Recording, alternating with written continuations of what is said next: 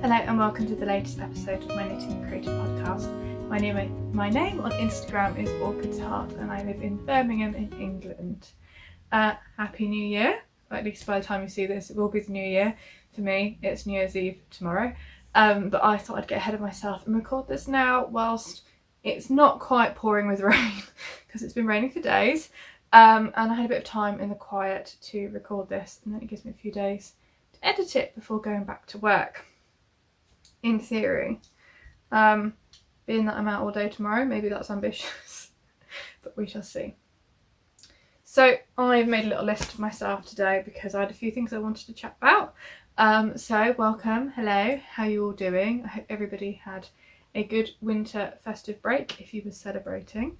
We certainly did. We went to Suffolk, the countryside, to visit family, and it was lovely. We didn't really do anything, we just ate food and rested. So that was brilliant.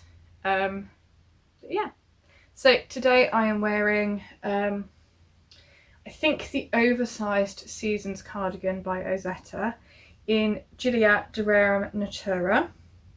Underneath it I'm wearing a Hinterland dress I've shared before that I was going to make the skirt of a bit longer. So I'll talk about that a bit more at the end and hopefully share a clip of that where you can actually see it. Because you can't really see it at the moment. It is modified with a higher neckline than the original pattern calls for. Whilst I'm talking about what I'm wearing, I don't actually wear this cardigan as much as I thought I would. Because you knit the button band at the same time as the rest of the cardigan, I feel like it hasn't got that much stability and it's always falling off my shoulders. It's kind of annoying me, which is a shame because, you know, the yarn wasn't the cheapest. And it's a really good neutral sort of layer and it goes with a lot of my clothes. I don't think there's anything I can do about it after the fact, is there, if it was knitted at the same time? I don't know. It's a shame because I really like the look of it, although it has gone a bit bobbly and a bit worn. I think it's half fisherman's rib. I'm not sure. But yeah, I love the colour. It wasn't the colour I originally wanted to knit it in. I wanted to knit it in, was it the poivre, the pepper colour? So a bit more browny. Whereas I think this might have been the pepper and salt, the poivre et sel colourway, potentially. Don't quote me on that though, I might be wrong. But yeah, I wanted to start by saying thank you to those of you who have supported me on Ko-fi over the last few months. I don't really talk about it much because I'm not that kind of person, but I did want to acknowledge those of you who have been generous and shared and supported me, either through the purchase of stitch markers on my Ko-fi page, or just by donations. You know, I do really appreciate it. So thank you. You know who you are. Do very much appreciate it, and it always makes me smile when I see them pop up. So thank you. And if you are interested in stitch markers, there should still be some available on there. I don't know when I'm next going to do an update, so it might just be what's there for now. Yeah, because I need to think about like what my next theme might be. I'm not sure. So yeah, thank you. Yeah, so this is a bit of a strange episode today. I'm going to talk a little bit about what I'm working on, what I am thinking about casting on soon. I am going to talk about spinning for the first time, and then I'm going to share my advent with you if you're interested, and then talk a little bit about sewing projects. So I haven't actually done that much knitting or making recently. I ended up being not very well for most of December, unfortunately. I had planned to only have a week off over Christmas, which I'm kind of in the middle of now, but I ended up having to take 2 weeks off work sick, which I've never done before.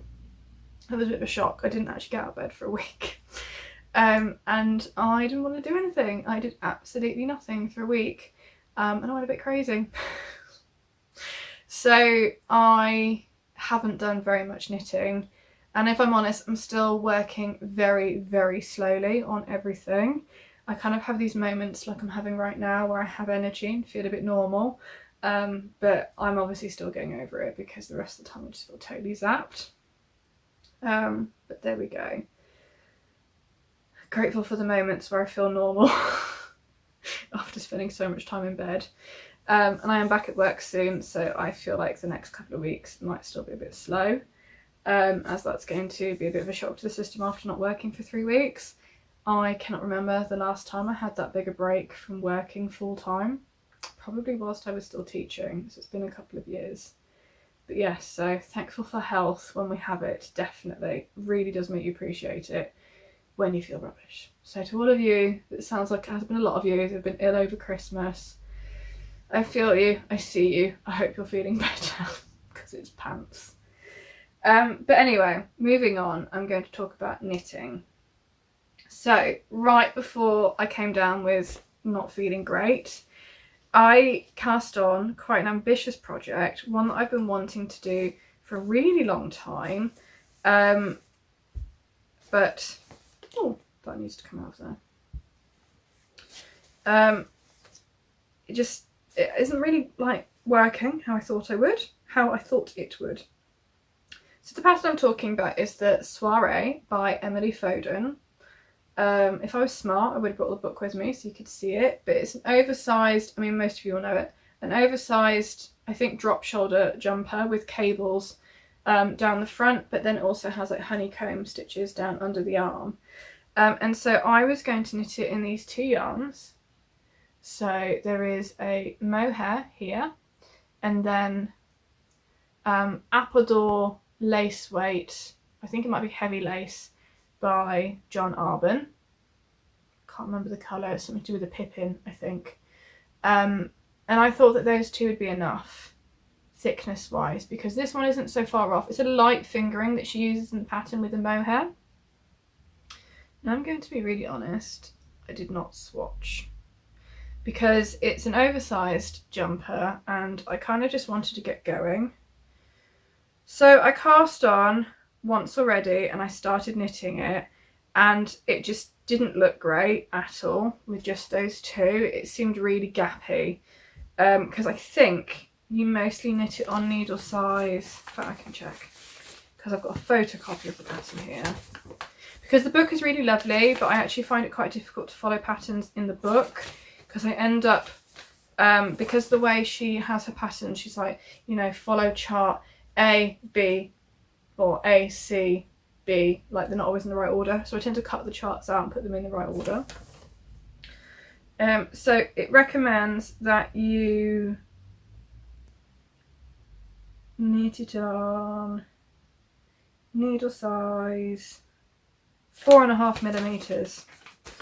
And for me, it was just coming out too gappy. I appreciate if I blocked it, it might have looked really different, but it just looked terrible. So in my stash, I also had this lace weight by Garthenor, which I bought half price when they had a sale on a really long time ago. And I was going to use it for a shawl with other yarn I had in my stash. But I thought maybe I will add it in and see if it looks a bit better. And so I have knit a few rows. I haven't knit very much. I would say that it does look a lot better. I think I've also stuck to 4mm needles rather than 4.5. And I do like the gauge a lot more. But I am really struggling with the honeycomb section that runs under the arms. I'm not following the instructions she uses for the honeycomb. I'm using a tutorial somewhere else because her instructions, what I came out with on my first go, looked dreadful. And if I'm honest, even though I've not done very much, I can't really see how this is going to end up looking like a honeycomb at all. Now I was talking to Kat Weaver about this and she said it took quite a while for, she had to knit quite a bit before it actually looked like anything in the pattern. So I've just realised if I was leaning forward, my head might have been chopped off for half of that, so I apologise if that was the case. I can't see what I'm doing. So I don't really know what to do. If you've knit this pattern and you have any recommendations or tips or confidence boosts to give me, please share. I'm really not loving how my first couple of rows of honeycomb stitch look. I did promise myself that when I was feeling a bit better and I could concentrate on something, that I would knit a couple of inches and then have a look. But I'm wondering if it looks absolutely dreadful. Maybe I could just do seed stitch under there. But it kind of seems a shame because the honeycomb looks really pretty. But seed stitch would be less faff. A lot easier. And it'd make the project a lot more manageable. I don't know. What do you think? I do really love the colour though. I think it would be beautiful when it's finished. And it's kind of something that I want to knit in the next couple of months, because later in the year next year we're going to have quite a busy year from the summer onwards, I think. So I kind of wanted to knit this complicated project now whilst I had headspace. So I was kind of hoping to make a big dent in it over Christmas, but being ill kind of waylaid that. So please do share any tips or thoughts you have, especially about the honeycomb section, because I would really like to get back to it, but I might have to rip it out and start again. It's a bit of a daunting thing to start because you have to cast on something like 300 stitches or something like that, and so it takes quite a while to get going. I had to psych myself up to start it and try and work it out, so that was a bit of a shame. But because I was feeling terrible,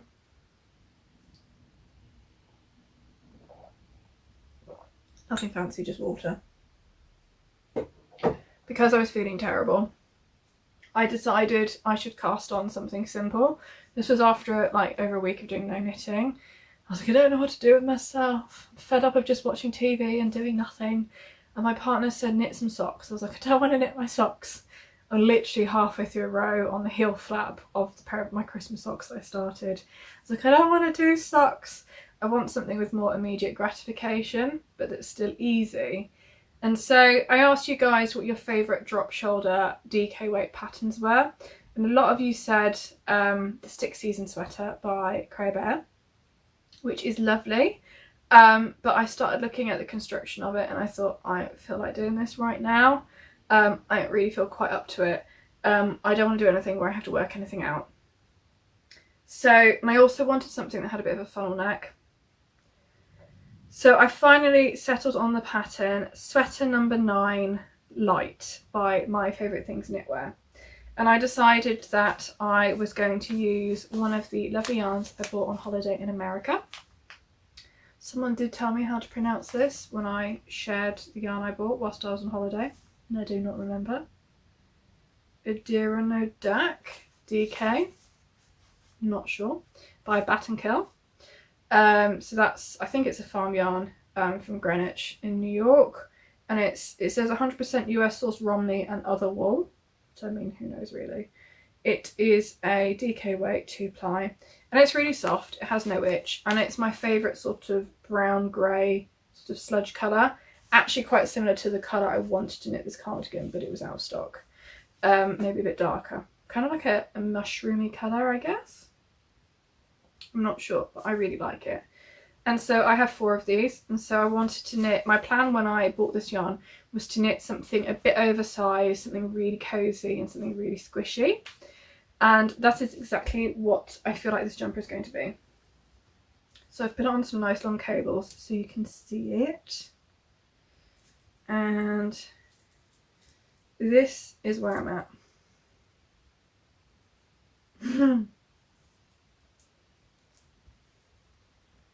So it's got this neck, and then just a really simple raglan.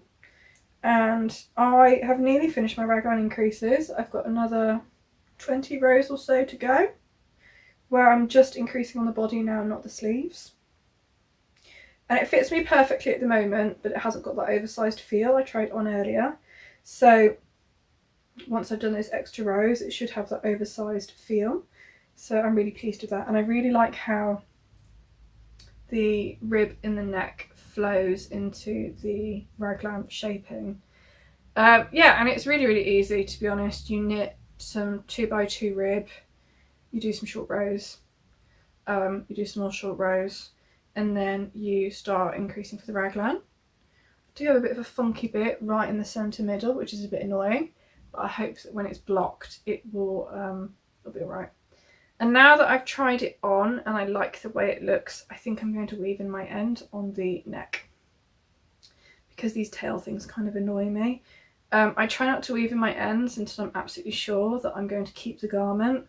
But I think at this stage it's safe to say that it fits fine and it's working out well. Because, another confession, I didn't do a gauge swatch for this either. I just started knitting it because I just needed to do something. and I had the energy in that moment to start, so I just wanted to start.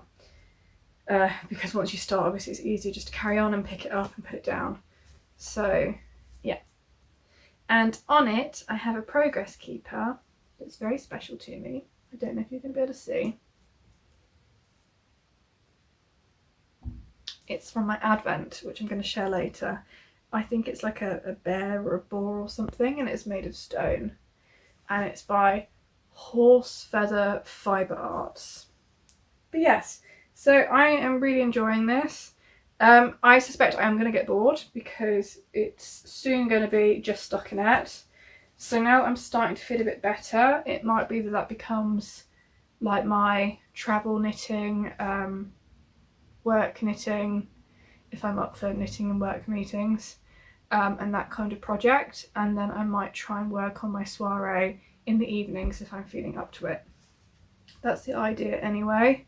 I do still have my colour craze shawl that's been languishing for a while that I would really like to try and get finished this couple of months, and my mushroom socks that I'm still halfway through, and my Christmas socks I started.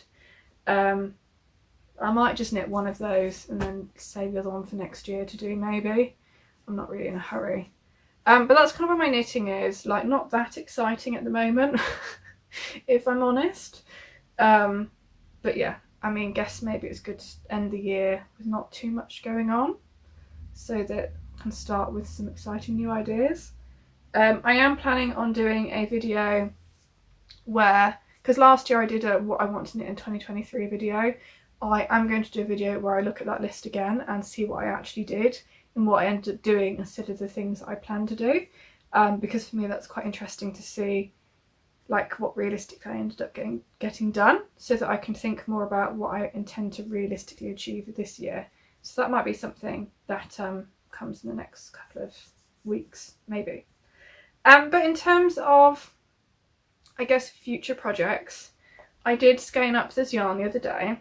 This is also a yarn that I bought whilst on holiday at Rhinebeck. And actually I'm not going to knit this, my mum is.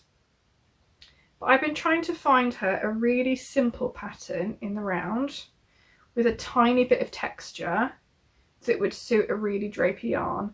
This is a DK yarn. I've got 150 grams. And I guess part of me was like, if I have 140 grams of DK yarn, is it a waste to use it all on a cowl? Or should I be using it as a contrast colour in something amazing? Because 144 grams is quite a lot. Like, I find quite often with projects you need like a skein and a bit. So I don't know whether I should turn this chunky skein into a really squishy cowl or save it for something. Part of me was like, oh, pressed flowers, I could do one of those. Like, you know, I could use it as a contrast colour for something. But I feel like the flowers look better in a lighter colour and the main colour as a darker yarn. I mean, there's nothing stopping me from using this as the main colour, but I think I quite like the idea of actually that as a main colour and then cream flowers could be really beautiful on the cowl. Oh, maybe I've answered my own question. But you know, my mum wanted an easy knitting project. She did pinch a cowl that I wear quite a lot. So I was thinking I'd give this to her to knit up into something really simple. Colour work would not be something that she'd be up for. But yeah, so maybe I've talked myself out of that. I'm not sure. I do really like it. I really like the colours in it and I don't want to waste it. I am now thinking of pressed flowers cowl. If there's enough for that to be the main colour, that could be really nice. If you've knit the pressed flowers cowl and you know how much meterage you used, because I was looking at some projects last night, because there's 3 different sizes, I can't really make head nor tail of what I need. But if you think 140 grams of DK would be enough for the main, the main colour, not the contrast colour, let me know, that'd be really good. And then the next project I'm kind of pondering on in the not so distant future is with this really amazing acquisition, which I actually bought a really long time ago. but a very lovely friend in Germany let me send it to her, and then when she was coming to England she brought it over and posted it on. So thank you so much, Emily Kate. I really appreciate it, because I think Woollentwine does now ship to the UK, but before that I think you had to spend over €300 to get it shipped over, which I'm obviously not going to do. I mean, no judgment to anybody who wants to spend €300 on yarn in one go, easily done, but you know, that's not me. So I bought, and this was also on sale, 3 of these and 1 of these, and this is her Thrive yarn. Now, if I'm honest, when I was looking at it on the shop, I much preferred this colour, but because I have a few Pluto Lopi and Let Lopi garments in this kind of colour, I thought, well, I'll be good and I'll go for the brown and do more brown with contrast in oatmeal. I do prefer this colour, and I kind of wish I'd done it the other way around, but never mind, it'll still be gorgeous. The yarn is lovely, it's so squishy. It is, oh gosh, a blend of local sheep breeds, and they're all in German and I can't read them. Coburger, Fischschaff, Merino Landschaft, Bergschaft. I'm sorry, German isn't something that I have any concept of. So this is colour malt, and this is the colour barley. And she said that she was going to discontinue this unspun yarn after selling out all of these. So I'm so grateful that I was able to get a couple of them. And I wanted to knit, totally copying Woollentwine herself, Petite knitter, yes. The one that lives in the very cold place. You know who I mean. She has really gorgeous patterns. And so I think Woollentwine did actually knit one with this yarn, the Tuku, and it's so beautiful. It's predominantly dark with a light contrast colour work, very traditional looking. But this is my query. I have never knit something out of just unspun. I've always done unspun with a mohair, because I'm really worried about things wearing out on the elbows, or becoming really bobbly, or just generally wearing, because I really like to wear my knits. I don't like to have special knits that I don't wear very often. You know, I like to be able to put my elbow down, and you know, like I have worn through elbows on things before. Mostly vintage knits, not knitwear I've made, because I don't think I've been knitting long enough to wear them enough years to wear through the elbows. But you know, it's going to happen, and I feel like it probably would happen quicker with unspun. So do I get a sweater's quantity of brown mohair to hold with this, less worried about the contrast because it's on the yoke, or do I not, because adding mohair does kind of ruin the rustic woolly vibe, and I think it makes it look a little bit more fancy. I don't know. I know unspun bobbles a lot more on its own, especially single-stranded.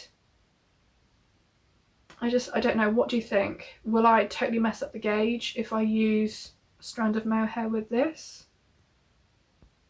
Do you think it's worth it to make it like more longer lasting? I'm really not sure.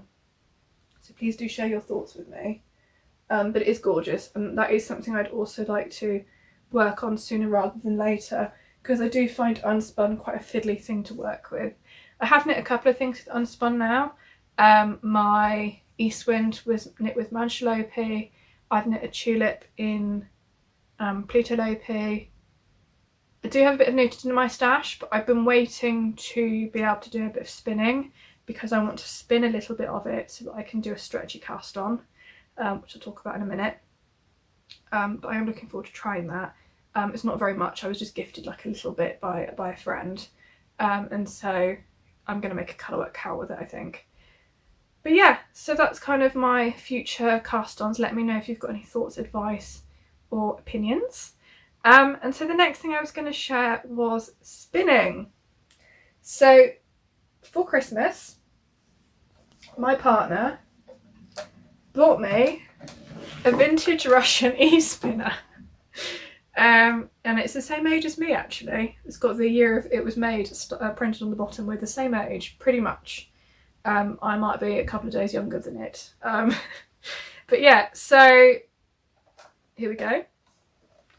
It is a little bit different. It hasn't got an orifice hole. It has this kind of strange thing on the front. And I have no idea what I'm doing. I had a bit of a go. And you can maybe see here, it kind of was doing okay. And then I thought I'm going to start a second bobbin and do a bit more so that I can try and ply together a kind of like janky looking first mini skein. And it kind of, I don't know what happened, it just sort of stopped working. Someone suggested that maybe my tension was the tension knob was on too low and I needed to put more spin into it to get it to work. I'm sorry, I don't really know what I'm talking about. But yeah, I mean, if anybody also has any tips for getting started with an e-spinner, I have never spun on anything else. I had a bit of a go on an e-spinner when I was in America at Rhinebeck and sort of managed it. That was on the eel wheel, which is actually what I wanted, but because it's way more affordable than Ashford or anything like that, that's what I wanted. But it turns out they're a lot more expensive in this country than they are over there. I don't know whether I've made life very much harder for myself trying to learn on this. It comes with no instructions, but they kind of all do work the same, so that's not really a big issue. But it goes really quick. I haven't got it plugged in, so I can't show you, but maybe I'll record a mini clip and stick it in. I don't know. It does go really quick, and when you do it really slow, it doesn't really work. So I don't know whether I've just made life really hard for myself. But the fibre I'm using is a Corriedale, which was recommended by many people. It's just kind of this sort of fluff. And I mean, I'm kind of accepting that it's going to be right off the first one, but like I was doing okay, so I don't really understand why it all went to pot. Again, if you have any resources that you think are good for a beginner spinner, do let me know. And if you genuinely think that I'm completely insane for trying to learn on a vintage e-spinner and that I'm making life very hard for myself and should try another way, do let me know. I mean, my logic was I have absolutely zero hand-eye coordination. I really, really struggle with things like driving. I currently don't drive. Anything that requires you to do one thing with your feet and another thing with your hands, I find really, really, really hard.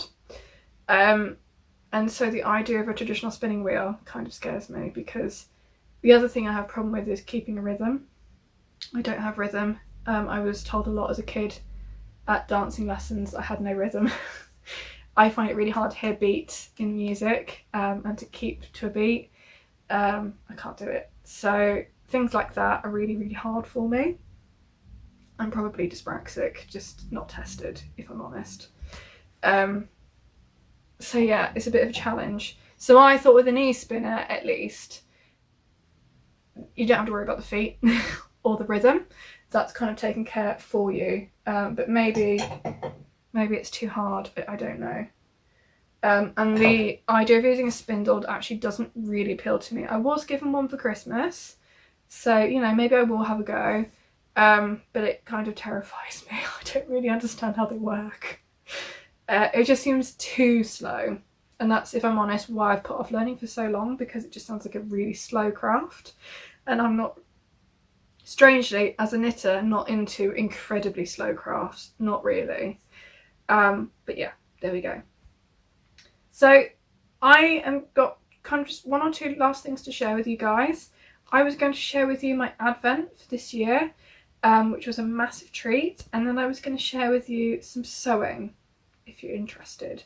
So if an advent acquisition or sewing isn't your thing, then I'll say goodbye and thank you. If you are interested and it is beautiful, then please stick around. I massively treated myself this year to an advent by a dyer who I've been admiring for a really long time. I absolutely love her colours. I did do an advent a couple of years ago, I think during lockdown, by Woolly Mammoth Fibre Co. And I think it was like a 12-day one. And if I'm honest, I didn't totally enjoy it. I didn't like all of the colours that came. In fact, a lot of them I wasn't really a big fan of. And I kind of regretted it. I don't regret it now. I did at the time because it felt like such a lot of money. In fact, it was actually the refund for a flight that I was meant to go on holiday for, but obviously because of COVID, the holiday didn't happen. And so it felt like a bit of an indulgence. This was a lot more, but I've also kind of made my peace with the fact that my hobbies are very expensive. And I was really umming and ahhing about it because I did also do, so last year I did actually sign up to an advent, but it never arrived in the post. And so they did actually refund me because it never came. They got it back actually, they managed to get hold of it, but it never arrived to me. I think by the time it would have got to me it was like January or something. And if I'm honest, when I saw the colours revealed, I was kind of relieved because I didn't like them that much, and that was another dyer. And so I was like, oh, do I do it? Do I not do it? I love this dyer's colours. I've yet to see a colour she's done I don't like. Her last 2 advents were amazing. And I accidentally bought it. I think I shared that last time. Because of the way the PayPal checkout went, I thought I was going to get a moment to review it, and I didn't, and it just paid for it. Which, when it's coming from America and you've got to pay postage and import fees and all the rest of it, was just, you know, it was a lot of money. But I don't regret it. I think there is one mini skein in the whole lot that I didn't really like, and there was 24 of them. So that's really good odds. And that mini skein in with all the others actually does still look gorgeous. So yeah, let me try and show you. So this is the Knotty Pine Fibre Co advent.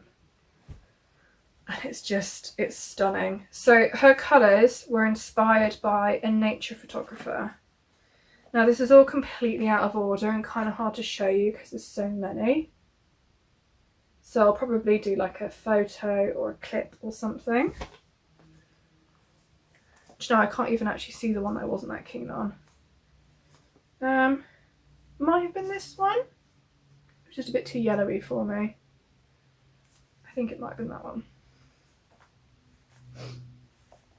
Although the colours are just so gorgeous. I mean, look at these colours. There's like greens, teals, and I think the colours I really like the most by this dyer are her kind of weird sludgy brown grey tones. Try and pick some out.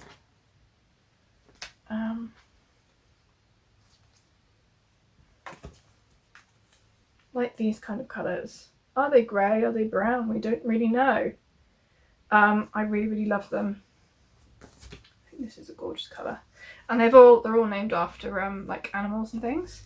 So Stud in the Sage, Flying Fox, Sunset Ball. And so I've actually written the numbers for the day they all were on the mini skein because it's a fade. And when I show you the picture, hopefully you can see the fade. And then it did come with a main skein, which, if I'm honest, I don't like. So this one's called the Phantom of the North, and her inspiration photo was an owl, and I do totally see the connection. But in isolation, I'm not the biggest fan of this. So, you know, if you're a UK person and you think this is absolutely gorgeous, I would consider selling on in a D-stash, you know, do let me know. But maybe used in combination with something else, I would make something that I like. I think the yellowy is what I don't like. But the mini skeins, they're just gorgeous. So I'm really happy. I'm so happy with it. I don't think I'm going to cast it on anytime soon. I'm really enjoying just having them in the basket and looking at them and contemplating it. Given how terrible I felt for most of December, it was a really lovely treat to have that to open every day. I really enjoyed it, and I definitely don't regret it. I probably won't be doing an advent for a really long time because they are so expensive, and it is a lot of yarn, so it's a lot of yarn to add to my stash. It's going to take me quite a while to work through, but I'm going to enjoy thinking about what project I might make with it. Probably because it's superwash, and superwash isn't my favourite base. I'm probably going to do a shawl in a fade, because I've seen quite a few people doing that, and it's just stunning. So, you know, if you've got any favourite patterns, do recommend.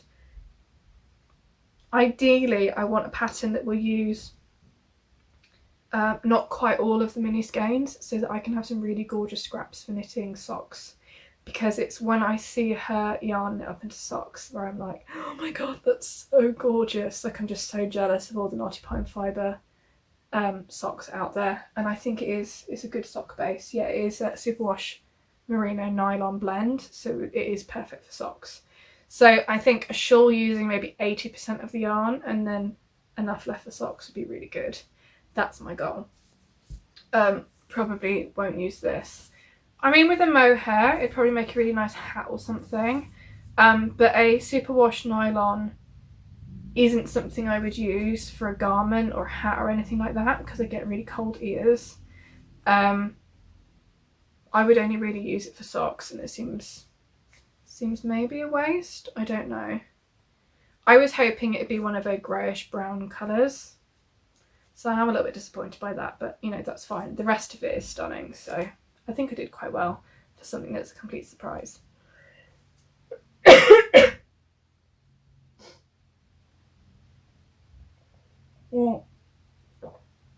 And finally, sewing. So before Christmas, would it be Black Friday? I think it was actually. Blackbird Fabrics did a really big sale. I think it was 20% off. So Blackbird Fabrics are a company based in Canada. I have always admired their fabrics and the things people have made of them. I've never bought from them because postage to the UK is something like £25, which is just too much. And then, you know, maybe you have to pay customs and all the rest of it. Although I don't think you have to pay customs if it's under £135, including postage. So when they had 20% off, I decided I was going to order some fabric, because I have a couple of long weekends booked in the next couple of months, because April is when our annual leave cut-off is. So I think I have a long weekend in January, February and March. And so I thought it'd be good to get some sewing in and make myself a couple of new garments. And so I did treat myself to 3 fabrics, 2 of which I have immediate plans for, 1 of which I'm going to hold off for a while. And so the first one was, I bought a linen in the colour Cowl, which I've already started sewing up. So I made myself a sleeveless green Hinterland dress a couple of years ago out of a hemp cotton blend by Merchant Mills, and I made it as a bit of a summer dress, and it was just too short for me. I think it came above my knees, and it, for me, always felt like the wrong length, and so I never really wore it. And I actually ended up selling it to somebody who absolutely loves it. And so that was part of my, you know, okay, I've sold that dress, it's gone to a good home, I can now buy some green linen and make the dress again, but at a length that I will actually wear. I've also really learnt that linen is really my happy fabric, and cotton I'm not that bothered by. It's just not as soft. Like, linen just gets softer and softer, and I really like wearing soft things. And so I just wanted that dress in linen and longer, and so that's exactly what I've done. I have made the bodice. It might need a little bit of tweaking because it's not quite right. I ran out of bias binding, and so literally this overlaps by 1 millimetre, so it is looking a bit janky. I think I might unpick that and try and do it a bit neater. But yeah, so this is the Hinterland dress by Sew Liberated. It's the dress I'm also wearing. I've made loads of these dresses, but I mostly raise the neckline because the neckline is much lower, I think down to about here, and I like quite high necklines on things because I wear a lot of things underneath. I wear lots of layers, jumpers, some of my jumpers are a bit itchy, and so I like to have that portion of my chest covered up. And so stupidly, I've never actually drawn out a template for the neckline, and so every single time I cut it out, I sew it together, it doesn't go over my head, I have to cut a bit more out, try again, cut a bit more off, try again, until it gets to a point where I can just about get it over my head, and then I sew the bias binding on, and then generally it's fine. To which my partner says every single time, just make a template. I'm like, yeah, but that's effort. So I do think it's possible on the back it's a bit wonky. It's definitely a bit wonky. Oh dear. But I'm hoping that when I've got it on you can't tell. Yeah, you can kind of tell when I'm holding it up. I think honestly it'll be okay when it's on. So I cut the fabric out for this about a week into feeling really ill. I kind of just sort of went a bit crazy and thought I'm just going to make myself cut the dress out because it's an easy dress. I was hoping to have it made by Christmas to wear on Christmas Day. Cutting a dress out is not so bad. If I do it really slowly, it'll be okay. I didn't do the best job, and I don't think the fabric was quite on grain when I cut it out because the skirt pieces do not look like straight rectangles, so I don't actually know what this dress is going to look like when I finish sewing it. It's really annoying me, but I kind of have to work with what I've got now. Like, I've cut it out. If it's a little bit wonky, it'll be a little bit wonky. I don't know if you just saw that. Some birds just flew really close to the window. So I'm going to finish sewing it hopefully tomorrow morning, and I'm going to try it on, and I'm hoping it'll be one of those things where only I will be able to see the problems, but we shall see. But yes, that's just a basic Hinterland dress. Oh, and I've added one of these little labels that says I love linen.